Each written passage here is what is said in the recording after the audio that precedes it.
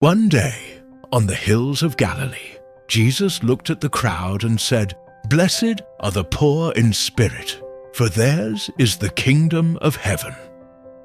He wasn't speaking of money, but of the heart, teaching that humility is strength, that we grow not by boasting, but by knowing our need for God. True greatness begins when we learn to be humble. When thousands were hungry, a small boy offered what little he had, 5 loaves and 2 fish. Jesus took that small gift and multiplied it to feed everyone.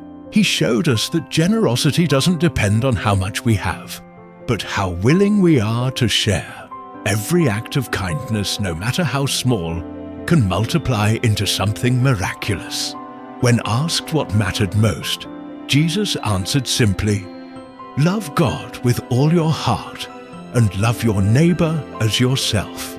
Love, the foundation of all good things. Love that forgives, that listens, that lifts others up. In loving others, we find peace within ourselves. Jesus sat and ate with tax collectors, fishermen, and those society had rejected. He saw beyond mistakes and titles, seeing people as they were, loved. His table had room for everyone. Through him, we learn that forgiveness heals more than anger ever could, and inclusion opens the doors to true community. On the night before his sacrifice, Jesus knelt down and washed his disciples' feet. The Son of God chose to serve, not to be served.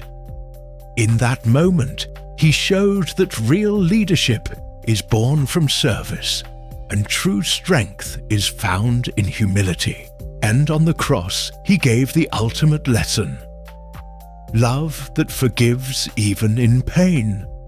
Love that endures beyond death.